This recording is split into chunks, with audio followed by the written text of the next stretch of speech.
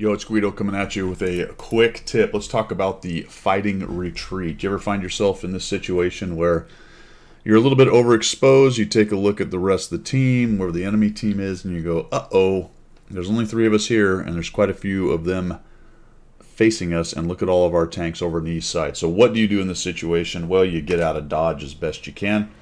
If you're in a slow tank like a heavy, backing up might be your best option. I probably could have spun around, but as I looked at this situation developing, I didn't think I had enough time to do that. So I'm actually just going to back out. So if something does rage around this corner, I'll shoot him. I'm kind of checking left to see if anybody's going to come around the corner and see me.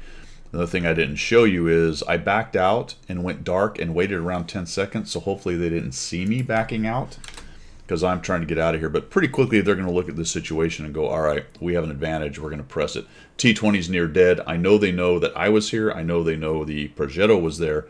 And the T-20 sort of does me a solid by going down there and letting me know that those guys are coming.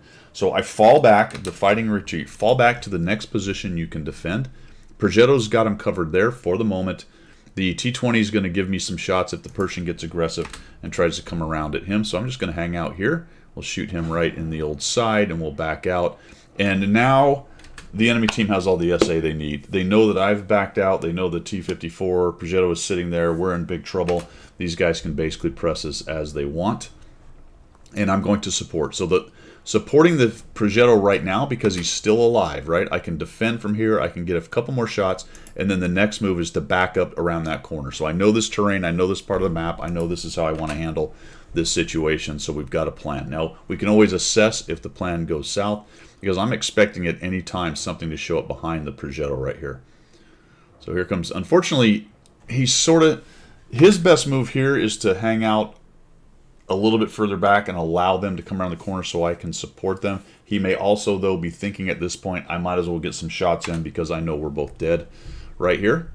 So their Progetto comes in. He's just taking all kinds of hits. We'll sneak one into there. And there's the 2 from above that I thought would show up. And as soon as they show up, now I'm going to continue on back here. That is untenable to sit there in terms of them all coming around the corner. So I'm going to sequentially go around corners, and I know I have a couple of them here, and try to get shots on them and escape back for a reload and just do as much damage as I can.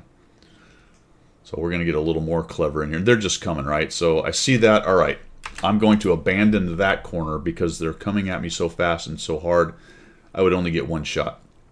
I think if I get back here, I might be able to shoot one of them, and I've got a little trick up my sleeve on where I'm going. So I'll come to here, shoot him in the side. We'll try to not take a hit. We do. We'll fix it. Here comes the CS.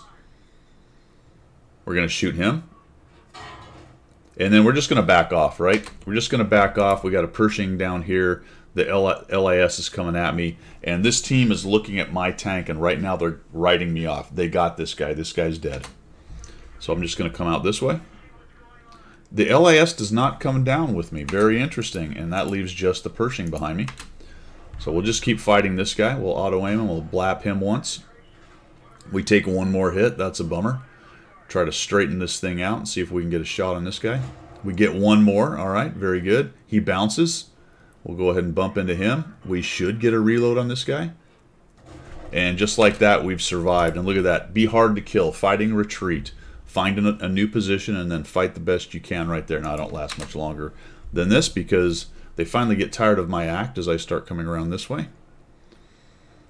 And I'm thinking I might just get around the corner. I'm like, ooh, this is going to be great. I'm going to get, oh, too bad. All right, so it didn't turn into, you know, carry time or anything like that, but I lasted well longer than I should have. I had a plan. I know this part of the map.